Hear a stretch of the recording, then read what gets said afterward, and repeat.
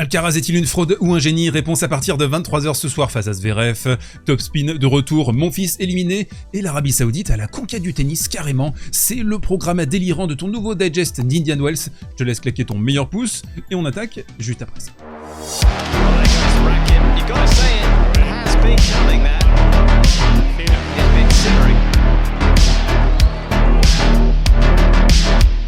Et on attaque ce côté réseau, mes bébous des îles, avec une information qui fait froid dans le dos. C'est peut-être la fin du tennis tel que nous le connaissons actuellement. Donc on a eu des infos croisées de l'équipe et du Télégraphe cette semaine. Faut revenir là-dessus. L'Arabie Saoudite est très chaude patate pour créer soit une ligue fermée, soit carrément racheter l'ATP et la WTA. L'offre, elle est limpide, vous le voyez en jaune, c'est une offre de 2 milliards de dollars pour acheter les deux circuits.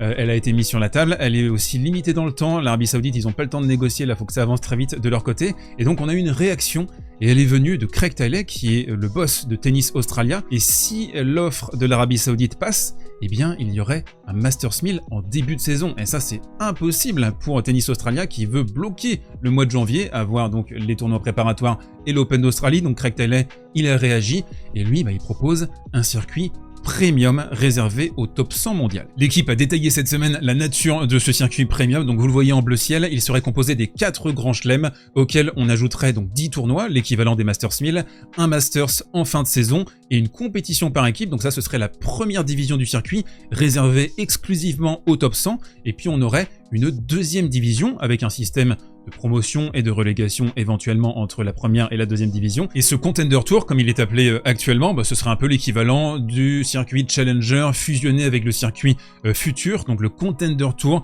réservé aux places entre la 100e et la 300e mondiale. Donc ce serait une espèce de melting pot, de patchwork entre les tournois ATP 500 et 250 actuellement. L'autre info qu'on a eue via l'équipe ces dernières heures, c'est que l'Arabie Saoudite, certes, ils voudraient racheter le circuit, mais eux, organiser des tournois 250-500, c'est pas trop leur truc, et eux aussi, finalement, se concentreraient sur le premium. Et la troisième option, qu'on peut aisément imaginer en cas d'échec des négociations entre l'Arabie Saoudite et l'ATP, eh bien ce serait tout simplement la création d'un circuit dissident, parallèle, comme ce qui s'est passé en golf avec le Live Golf qui a racheté beaucoup de super joueurs du PGA Tour pour les déplacer sur leur compétition parallèle. Alors pour résumer la situation, c'est la merde.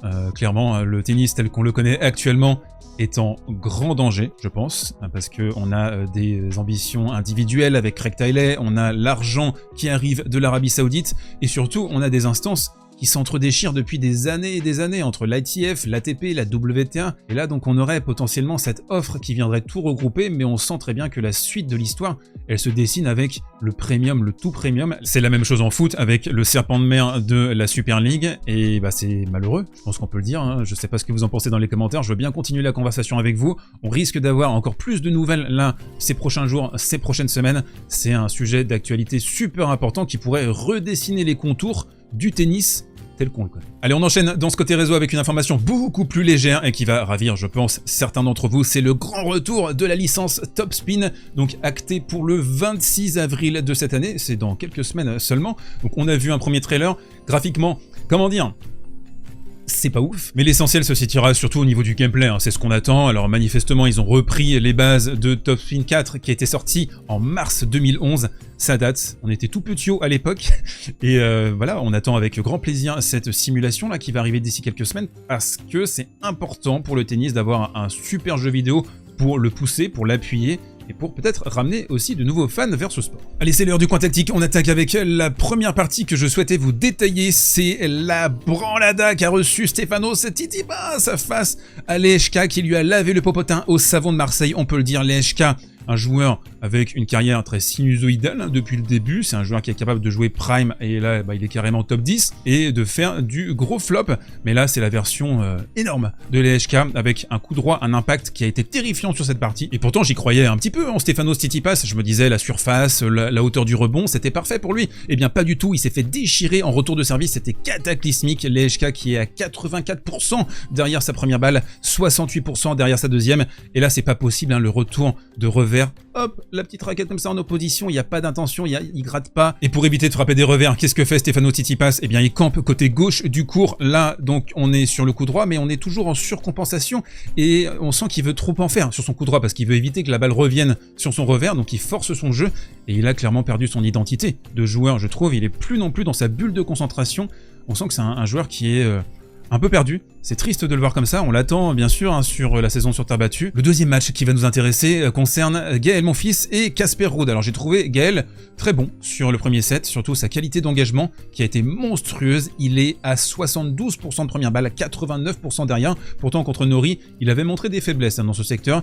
Il avait frappé 12 doubles fautes au total pour 12 aces. Et au-delà de la qualité de service, on a vu un Gaël Monfils, mais tellement fit, tellement bien préparé. La main défensive ici, le petit chop Ruud qui va pas réussir à faire exploser la défense de Gaël. On rappelle, hein, 37 ans bien tassés. C'est un monstre physique Gaël, même si je regrette qu'il n'ait pas forcément cette vision long terme sur ses matchs. Il va beaucoup utiliser d'énergie sur le premier set et demi, et ensuite très clairement il va flancher physiquement. Avant ça on a vu d'énormes décalages de la part de Monfils, là vous le voyez il va carrément coulisser côté gauche pour frapper ce coup côté coup droit et essayer d'enfoncer, de mettre des grosses balles bombées sur le revers de Ruud et le maintenir, le cadenasser. Donc vous l'avez compris, superbe premier set et Monfils qui va peut-être rater la mini opportunité ici, il y a 2 balles de break et là surtout donc on est sur un retour +1, il s'est mis en bonne position sur son coup droit, ça va rester dans le filet. Alors certes le chemin était encore long mais je pense qu'il manque un tout petit peu le coche ici parce que Ruud était en grande difficulté depuis le début de la partie. On arrive au tie-break et c'est là que Casper Ruud va se réveiller, des coups droits beaucoup plus appuyés, performants,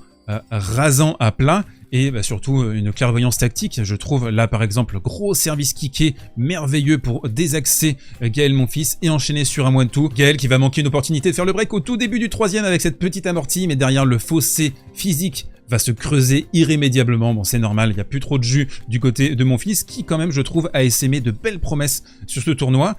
Alors sur le format Grand Chelem compliqué, mais sur le 2-7 gagnant, il est encore capable très clairement de gêner des top 10 et c'est prometteur pour cette jolie fin de carrière qu'il nous met. Je n'arrive pas à terminer cette phrase. Allez, on enchaîne sur Dimitrov Medvedev, précieux au niveau tactique ce match. Alors rien de révolutionnaire du côté de Daniil, fixation béton côté revers et même quand Dimitrov change de direction et va long de ligne, on vient contrer dans le replacement. Sur ce graphique, vous voyez à peu près comment le match s'est déroulé, c'est-à-dire que Daniil a joué côté gauche sur le revers de Dimitrov, revers à une main.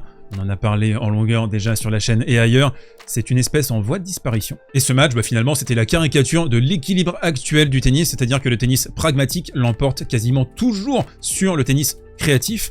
Là, on va avoir un retour de service, mais extraordinaire de la part de Daniil, très long, très profond.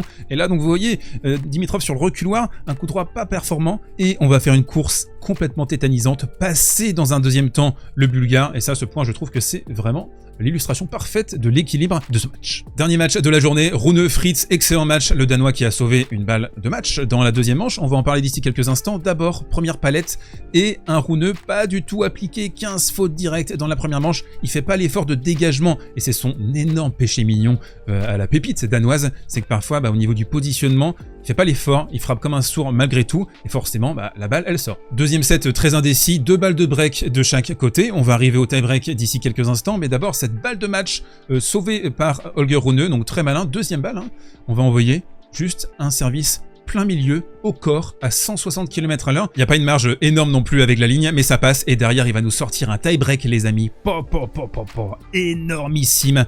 Alors des retours percutants, des amortis très difficiles, là il est sur l'arrière, il est à 50 cm, 1 mètre de la ligne de fond, il va taper une amortie mais complètement déliciosa qui va cueillir Taylor Fritz, tie-break gigantesque, donc plus agressif, plus à l'intérieur du court, les jambes qui vont mouliner à partir de la deuxième manche. Là vous voyez la position de frappe sur la première manche, il est que simplement à un tiers du temps à l'intérieur du court, et la dynamique va complètement s'inverser sur la suite du match. On est à la moitié du temps désormais à l'intérieur du court pour Holger, et grâce à ce nouveau positionnement, grâce à cette meilleure intensité, grâce à la moulinette au niveau des guibolles, eh bien Rune va s'envoler. Bisous, je m'envole dans la troisième manche. Alors des amortis, des retours beaucoup plus percutants, Fritz qui a essayé de se débattre, qui a envoyé quelques revers long de ligne, succulents de temps en temps, surtout sur la première partie du match. En tout cas voilà, belle victoire, très solide, victoire mentale aussi de la part d'Holger. Les quarts de finale d'Indian Wells, ça commence ce soir à 19 h. Ce segment est sponsorisé par les Winamis de Winamax. Vous avez un lien dans la description, jusqu'à 100 € de free bet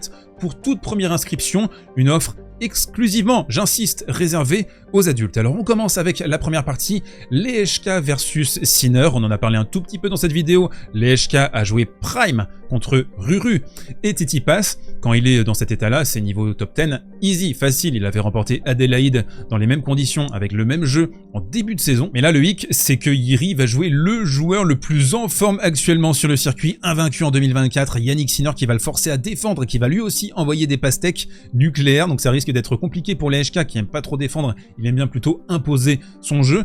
Je trouve quand même la cote de Lehečka un tout petit peu trop haute, ça peut peut-être se tenter sur le set de Lehečka. Le deuxième match entre Paul et Ruud, Paul expéditif depuis le début du tournoi, qui n'a pas puisé dans ses ressources du tout, Ruud en mode cafard, selon ses propres termes, depuis Acapulco. Je pense que je vais partir ici sur un 3-700 vainqueur, Zverev, Alcaraz, c'est l'affiche de la journée, match pivot clairement pour Alcaraz, dans son retour en forme, peut-être un match déclic. Alors là il rejoue Zverev, qu'il avait joué à l'Open d'Australie, il avait perdu 5-3 dans les oppositions pour Alexander Zverev. Bon, parfois il y a eu des matchs à sens unique pour Carlos Alcaraz. Vu la surface, avantage quand même je pense à l'Espagnol, surface un peu molle, un peu lente et qui risque d'annihiler les qualités de service de Alexander Zverev. Donc victoire de Carlos Alcaraz dans cette rencontre et le dernier match, Daniil Medvedev versus Holger Rune. Ça c'est un petit plaisir aussi, hein. Un partout entre les deux joueurs, c'est la première fois que les deux hommes s'affrontent en dehors de la terre battue, quoique on a l'impression qu'Indian Wells parfois ça ressemble un tout petit peu à la terre. Avantage Medvedev, brillant pour faire travailler et extraire la faute, et ça peut être, vous l'avez compris, le péché mignon de Rune, un peu forcer son jeu, et je pense que Medvedev va bien le cibler de ce côté-là. Nonobstant, si c'est le Holger Rune de la deuxième partie du match face à Fritz, il y aura match, très clairement, donc un petit 3-7 sans vainqueur ici. Si vous avez aimé cette vidéo, n'hésitez pas à la pousser, la partager, à vous abonner, à commenter, à faire toutes les choses essentielles et nécessaires à la survie et à l'avancée de cette petite chaîne YouTube. On se retrouve demain pour le débrief des quarts de finale. Je vous embrasse et mangez des pastèques. Est-ce que c'est la saison des pastèques? Dites-le moi dans les commentaires.